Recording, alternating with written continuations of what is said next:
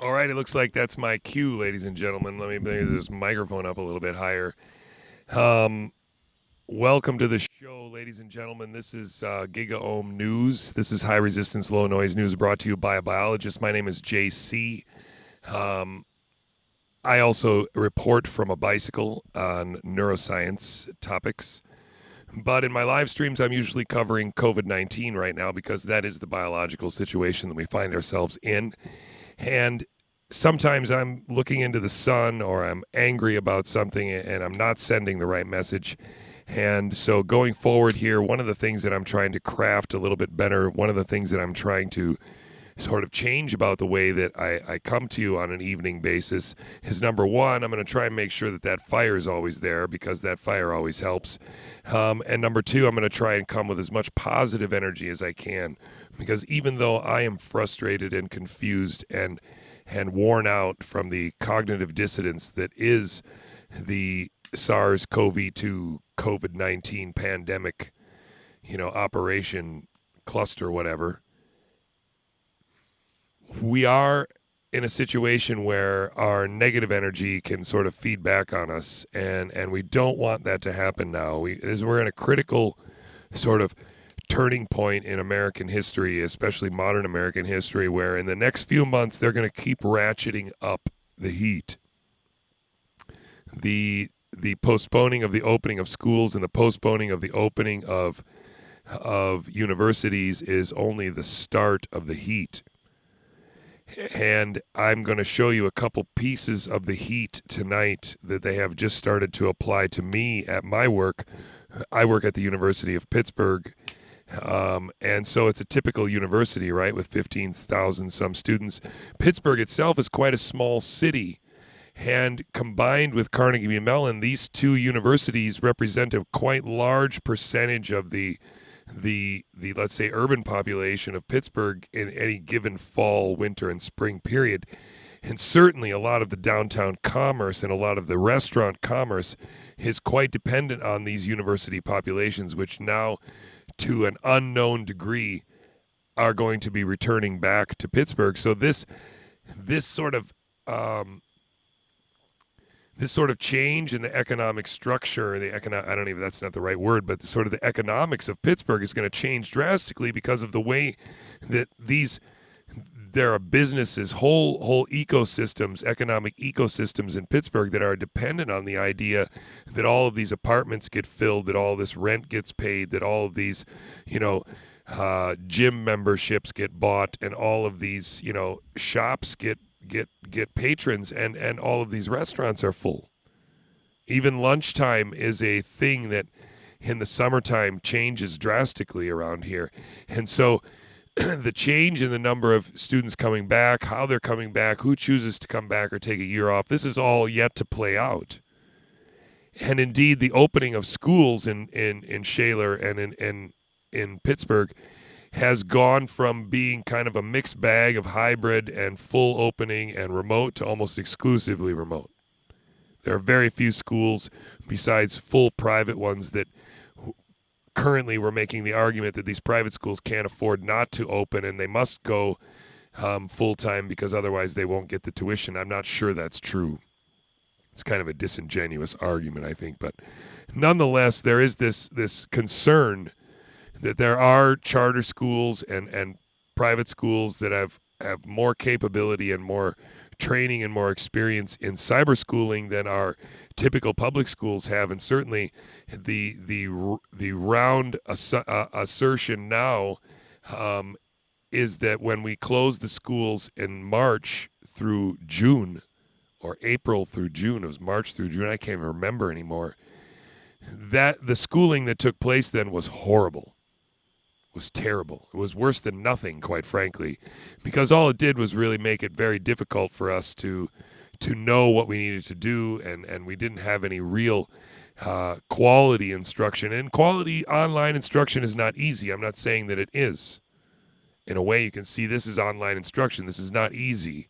You don't get any feedback. It's very difficult to interact with your audience. Even if I'm watching the live stream, it's difficult to interaction with the audience. So The schools have a huge challenge here, and I'm not saying they don't have a huge challenge here, but what I'm saying is that we need to be vocal and be present during the discussions as we discuss opening schools and progressing towards opening schools, because right now the pandemic narrative has been changed. We are no longer talking about ICUs. We are no talking ICU capacity. We're not talking about number of ventilators anymore, of course, because we don't need ventilators for this disease. But nonetheless, we are not talking about ICU admissions. We are not talking about hospital overloads, and we are not talking about deaths anymore. We are only talking about cases. And cases were never the concern in January or February, and they were not the concern if this was going to be an endemic virus, which it most certainly is. So the question becomes, why are they changing the narrative? And the reason why they're changing the narrative is because they don't want schools to open. They want to perpetuate the crisis. They want you to be continued to be inconvenienced, because if you are continued to be inconvenienced, you will beg them for solutions. And those solutions include apps on your phone and chips in your skin. That I know for sure. So where we are at is, these were the loose ends I just covered. Daniel Sirotkin's paper came out. I'm not sure if I'm saying Dan's paper right, but Dan and his father wrote a paper in Bioessays, and this paper just recently came out. It's very important because Dan's paper is actually the paper that inspired me to start investigating virology, start reading virology, and woke me up to the possibility that gain-of-function research might be the source of SARS-CoV-2, the virus. This originally started out as Harvard to the Big House blog. It's called Harvard to the Big House because Dan served some time in the Big House. Dan's a real nice guy. I've had a number of conversations with him offline. And he's a hard-working guy. It's a well-written paper. There's a couple things in it that I think could be changed or could be different, but I mean, as a essay and as a paper, it really succinctly takes you through an argument exploring the reason why a laboratory origin virus is not hyperbole, it's not exaggeration, it's not absurd, and in fact, it's quite likely. And there's nothing wrong with it being quite likely. We decided years ago that gain-of-function research in viruses was okay. And since we decided that, how can we be sad if the main danger of gain-of-function research is his possible lab release, and that's what happened? I mean, we can't be sad about that. That's one of the risks we knew going into this, right? At least that's how I see it.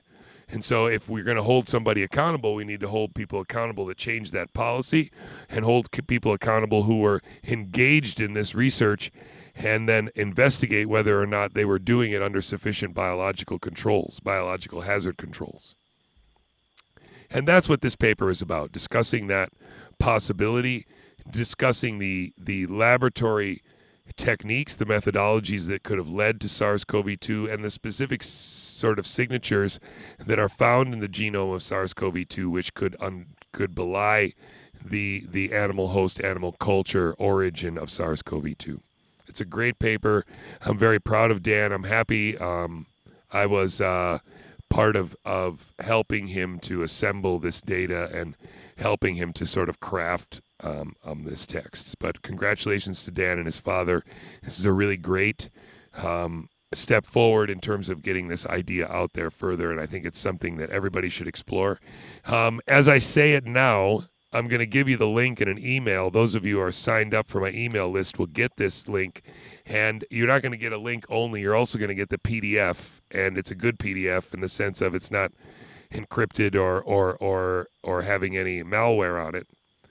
And the reason why is because this is behind a paywall, of course. You wouldn't be able to get this normally because they wouldn't want you to be able to read this article. But it is a very worthwhile read, and it's very important for all of us to be aware of the fact that the laboratory origin of this virus is one of the main reasons, if any, to have extra caution about this virus. But as I've said to you before, I don't think that it's anywhere outside of the design parameters set forth by nature. So I think we're going to be all right. So I just wanted to enjoy this with you a little bit. This is a video that was annotated by someone on the internet. I think annotated very well. If you're averse to Bill Gates, I think you should be careful because this is a pretty bad video. We'll talk about it afterward. Look like, which activities have, like schools, have such benefit and can be done in a way that the risk of transmission is very low. And so, whoops, what happened there? I don't know what happened there. What I think is the problem here is, number one, what he's saying is that we need to conduct schools in a way where the risk of transmission is relatively low. He's saying that out loud, but he knows that's impossible. That's not biology. That's not what we intended to do in January, February, and March. There was no intention of everybody not getting it. Although at some point with the Kawasaki diseases and that kind of thing, before they realized that convalescent plasma could cure that like a whip. And now there's really no reason for kids to be afraid. There really isn't, unless those kids are already sick. But he's already hyping up the idea that we need to be afraid of this virus. No. I want this video to play. Amateur hour. Where's my cursor? Well, ships. There it is. Sorry, guys. I'll just leave it run and I'll talk over the top of it. Which activities have, like schools, have such benefit I should be able to talk over the top of it. That the risk of transmission is very low. Yeah, which that's activities, impossible. like mass gatherings, may be, in a certain sense, more optional. And so until you're widely vaccinated, those may not come back. So no more gatherings, no more concerts, nothing like that. But with the economy, but we can protest in the street all we want. There will be a point where we have the vaccine and we're going completely back to normal. We're working closely with the vaccine companies, and they're the ones, although it's probably 18 months or so, they're the ones that can really get things back to where we're not. So do you hear this? Worried about large. The vaccine companies are the ones who can get us back to normal. And this is wrong. This weekend on Saturday, I'm going to give you a lecture on the immune system that will explain in detail why the endpoint of antibodies is a false endpoint. It is an endpoint designed to give you the idea that antibodies to the coronavirus are an endpoint that's desirable, and in fact, they're trying to give you the idea that the main evidence of immunity to anything is antibodies. And that is completely and totally 100% incorrect, especially with regard to coronaviruses. Oh, darn it, I did it again.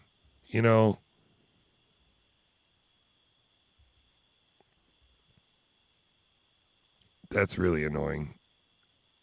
But it's not very long. Which activities have, like schools, but just listen to have him. Such benefit and can be done in a way that the risk of transmission is Such very low. benefit. Is school not of benefit? Is like mass kids getting together with their teachers and socializing with their peers not of benefit relative to staying home? Widely vaccinated, those may not. Mass gatherings are school football games, are auditoriums.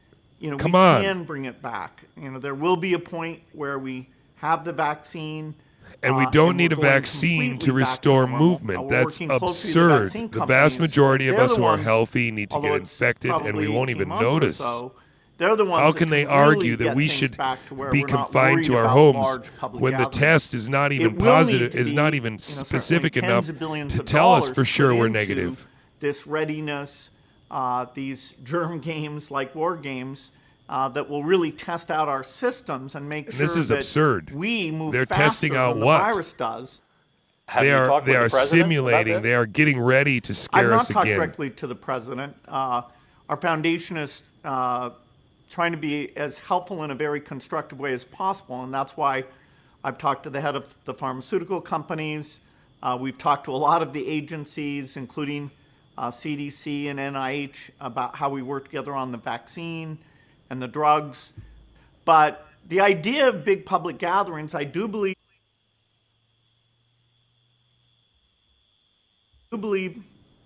once we have the vaccination, then the kind of fears and the change of behavior around that, it could definitely be pretty close to where it was before this started.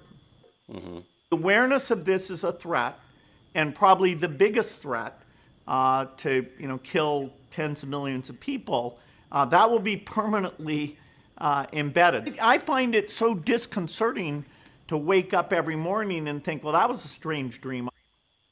Do you see what he's doing here? I didn't mean to move that slide forward. Did you see what he was doing there, though? He's trying to give us the idea that he's trying to emphasize the trauma of it, right? It's like when people were saying this is their generation's 9/11. They're emphasizing the trauma. They're making sure that all of us experience a trauma here, even if our own cognition, our own experience is telling us there's no trauma to be had. He wants you to make sure you're experiencing the trauma with us. Where it was before this and that's started. what the masks are partially about. Awareness of this is to a make threat, sure that you can't, and probably the biggest you can't threat, escape the experience, to, right? There's tens of no millions reason of why we would people. wear masks That if it will wasn't be crazy permanently, dangerous, right? Of course embedded. not. I find We wouldn't it be so canceling college disconcerting football if it wasn't to wake crazy up every dangerous. morning and think, well, that was a strange dream I had. See, and then so say, disconcerting. Oh my God, He wants to yes. make sure you having look, the there's same no traffic on the bridge, psychological and, oh, yeah, as everyone my else. first meeting is on that computer screen, and my second meeting's on that computer screen, and and somebody's going to leave some food, but I won't see them. This is super dramatic. See, super dramatic. So this is what I'm talking about. I don't want this. You don't want this. Nobody wants this. And schools are not opening in Pittsburgh, basically. City schools aren't opening. Shaler's not opening. A few are. The hybrid model might actually be more dangerous. The hybrid model is where some kids come on Monday and Tuesday and other kids come on Thursday and Friday. The reason why that model is more dangerous is because on the other 3 days, those kids are doing something else. And whatever that something else is, it's not associating with the kids that they were associating with at school, which means it's more mixing than you would if you just went to school 5 days a week with the same kids every day. You see, keeping the kids occupied and not having to bring them to the museum or to the boys' club or to the pool or to the gym or to your babysitter is going to circulate the kids less 5 days a week at school with the same kids in the same classroom. You could even imagine a scenario where you didn't circulate kids through the school as much. But see, again, we're not talking about realistic solutions because the goal is a biological one. And the goal is herd immunity delayed. I know this is going to sound crazy, folks, but there were lots of epidemiologists that said already in February that closing the schools in New York City was a bad idea, that they should hide the old people, that they should hide the sick, they should keep the COVID people out of the hospitals, and they should keep the schools open to be sure that herd immunity builds as fast as possible. They warned us that closing the schools would only delay a second wave and in fact guarantee it. And that's what we are seeing right now. They are pushing the schools to keep them closed. And the reason why they want to keep them closed is because the longer they keep them closed, the longer the delay on the second wave will be. The longer and more drawn out the plateau in the adult infections will be. And they can keep testing people and telling you that there's more and more tests. And on Monday on the PBS NewsHour, they had a doctor tell you that when we get down to around 1 case in 100,000, then we can start to think about opening up. 1 case in 100,000 is impossible statistically because our test is only 70% specific and, 70% accurate and 95% specific. So if you tested 100,000 people, there was only one person that actually had the virus, you would not detect them. You would be outweighed by many, many false positives and many, many false negatives, or one false negative most likely. Do you see what I'm saying here? They are giving us bars that we cannot meet. CDC's contradictory advice leaves public schools in the ditch. If you have to have 6 feet between kids and kids who are already in overcrowded schools, then the schools can't open by math. There's not enough room. And if they go to the hybrid model, the first person that tests positive, they're going to close the whole school. That's the whole plan. That's what they're doing. That's the plan. Do you see the problem with that? That's impossible. Of course kids are going to test positive. The test is garbage. And if it only takes one positive test, and the positive test is considered dangerous, even though the kid's not in the hospital, the kid might not even show symptoms, my voice is going, then we have a really big problem on our hands, folks, because schools are not going to open. They're telling us in 4 weeks they're going to reevaluate. Reevaluate what? What numbers? What are they looking at? No one's dying. Children are not dying in Pennsylvania. Are we going to wait till they start dying? Or are we going to wait until there is no real explanation. And that's the problem, folks. There's no explanation for what their plan is. They have no plan of pulling us out. The plan is to keep us in. The plan is to keep making pain so that we beg for an app on our phone to allow us to go to school. Or even better, how about a bracelet? Or maybe a chip under our skin. And then the kids can just get bar scanned before they go into the bus. Well, it's coming, folks. I'm going to tell you how I know it's coming. Because this is an email that I got today in my inbox. It's not the whole email. This email is from a secretary in my faculty, the faculty of the School of Medicine. And it said that a dean asked her to forward this email to us. And in this email number 2 was a new requirement for our record keeping in terms of SARS-CoV-2. So every time that I go into my lab, I now need to do the following. I'm going to read this out loud so you can read and hear just how amazingly Orwellian this is and how exactly as I predicted and lots of other people predicted. I'm not saying I'm the only one. Everybody's been predicting this. All the people who are awake. Each time before coming to campus, all employees are required to attest to their health using the daily COVID-19 Health Check app, which is available on Pitt Mobile app. Simply log in using your Pitt credentials, look for the thermometer icon, and answer 2 questions about how you are feeling and whether you have been in contact with someone who has tested positive for COVID-19.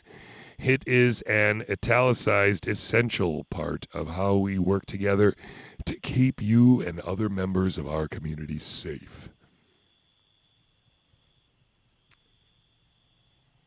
Ladies and gentlemen, this is the first step, right? Every university in America is going to have an app that I can predict already. I already predicted it in my head. Now that Pitt has come out with one and is going to try and make me install it on my phone, I assure you that this is going to come to every campus near you. If it's not random testing, it will be mandatory testing for the students that come back to campus. Thank goodness I haven't been swabbed yet. I don't know what I'm going to do if I do have to get swabbed. The point is this, folks. It's a drip system. It's a drip release. First, it's the coronavirus, and we got to stop the hospitals from being overloaded. We got to flatten the curve. And we're going to lock down across the nation, even in places where there's no coronavirus, like in Pittsburgh or in Wisconsin. And what the lockdown did in places like that was kind of assure that they would stay naive to the virus so that, places like Houston and Phoenix and the panhandle of Florida could explode with coronavirus cases because they locked down when there was no coronavirus to lock down from. Now that they released everybody from New York City and it's all moving again, now there's coronavirus out there. And when it gets to your location, that would be the time to lock down if you were really going to lock down. And then you'd really have to lock down, not still go to the grocery store and everywhere else. So it's all an illusion, folks. We have not locked down. We never really locked down. And because we never really locked down, our curve is exactly the same shape as every other curve around the planet, in every country around the planet. The only difference is ours is being stretched out a little bit. It's being smeared into the future by this pseudo lockdown. We're all wearing masks. We're not opening schools. And we're pretending to social distance as much as we can, even though now that we're wearing masks, almost nobody's doing it. has his evidence from all the protest pictures and all the line waiting pictures. The United States is in deep trouble, folks, and I don't want to be negative. I want to be positive. But we are in deep trouble because we are not arguing and debating the facts. Everybody needs to go to their school board meeting and make a statement about this. Rising cases is not a reason for alarm. Rising ICU beds, occupations, rising death numbers under the age of 65 would be cause for alarm. Rising deaths under the age of 25 would be cause for alarm. But when we look at the total average deaths over a period of a week, over years, we are very close to normal again in the American continent. That means that the pandemic, for all practical purposes, is over. People are still getting sick. The coronavirus is still replicating and jumping between people. But the vast majority of us are not developing serious symptoms. And I'm going to tell you about it this weekend. It's for a combination of reasons. It's because some of us are in very good shape. Some of us are very well nourished. Some of us have been exposed to viruses regularly because we have kids or we work with kids. And some of us have a T-cell memory, which makes exposure to SARS-CoV-2, the novel coronavirus, much less symptomatic. And so this combination of factors has led to a vast majority of us having no symptoms at all, and an even larger majority of us having symptoms but surviving quite easily. And so we need to wake up and apologize, folks. We need to roll up our sleeves, and we need to get back to work. We need to tell teachers that it's time to get back to work. And I'm going to be really biologically honest with you before I hang up the phone tonight, ladies and gentlemen. But the reason why we have a problem in America is because we are the most unhealthy country on the planet. Only 12% of us are metabolically fit. Only 12% of the people with a normal waistline are metabolically fit. That is the reason why coronavirus is doing more damage to us than it did to countries in Europe. Not all countries, but some. New Jersey had the highest death rate per capita on the planet Earth. And it's because of poor management. New York was second. It's because of poor management. People are not dying in those numbers in Houston or in Florida or in Arizona anymore because we aren't putting people on ventilators when they can still talk. And because we know how to treat this virus, and more doctors are treating with less invasive techniques, including just oxygen and ivermectin, or oxygen and hydrochloroquine plus azithromycin and zinc. The story's coming out, folks. It's going to keep coming out as long as you keep talking and sharing the information amongst each other. And I'm going to say this, and I'm going to keep saying it, but you got to stop sharing on social media, because when you share on social media, it's not guaranteed that your friends see it. Start sharing via email again. Start sending things via email again. And the first thing you're going to send via email is Dan's paper, which I'm going to email you tonight before I go to bed. And then all of you are going to forward that on to everyone whose email you have. Scary times, folks. Scary times. You can check me out on PubMed. I'm a real biologist, although I'm a neurobiologist. I work on brain slices, and I look how neurons talk to one another. I especially like to look at the pharmacology of how neurons talk to one another. I like to look at acetylcholine receptors. I like to look at GABA receptors and inhibitory cells, because I think rhythm and inhibition in the brain are the most important aspects of brain function. These are the first two papers that should come up when you search my name on PubMed, but there will be about 20 papers or so upon which I'm an author. The first author papers are the ones to consider because those are the ones that I designed myself. If you want to join the Birdsong and Coffee deal, what you need to do is send me an email at j.j.highbike@gmail.com. I am not sponsored by Highbike, but if you'd like to send them an email and tell them how long I've been riding their bike, 4 years, and how many miles I put on their bike, over 25,000 miles on their bike, and see if I can get a free bike from them and become sponsored by Highbike, that'd be a great way to help me out. If you want to help me out by donating to the channel, there should be a link in the description below. But even better, just share the channel. Share the live stream, share the video, and share the bike ride that's probably going to come out in 2 days. A bike ride which will, number one, plug Dan's paper, which I'm going to try to go back to right now, if I can. And it will also give you a good bibliography of the background circumstantial evidence that we have the methodology and the technology to have created SARS-CoV-2, either from a virus that we found in 2012 in a mine, or a virus that we found earlier in a different cave that we enriched through animal passage or cell culture. If you want to know more about animal passage and cell culture, again, I would highly recommend reading the father-son article that is actually the published descendant of the Harvard to the Big House blog by Dan Sorotkin. Okay, guys, thank you very much for joining me this evening. I hope you enjoyed it. I'm sorry that I missed you on Monday. I had an emotional breakdown at work, and I didn't handle myself very well. I lost my professional grip for a bit, and when I got home, I was still too discombobulated to bring you my face without bringing you incredible despair. I'm back now. I'm a little bit happier than I was. I'm still concerned for my kids. I'm still concerned for the fact that schools need to open. And I'm still concerned for all of you who are home without a job, all of you who are home because you're afraid for your health.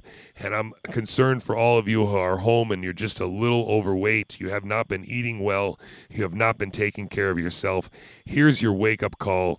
This is JC telling you right to your face, you can start right today. You can start in the morning. You can get up in the morning and eat a good breakfast. You can get up in the morning and decide that today I'm not going to eat fast food. You can get up in the morning and decide that today I'm going to eat 3 pieces of fruit and and drink 5 glasses of pure water.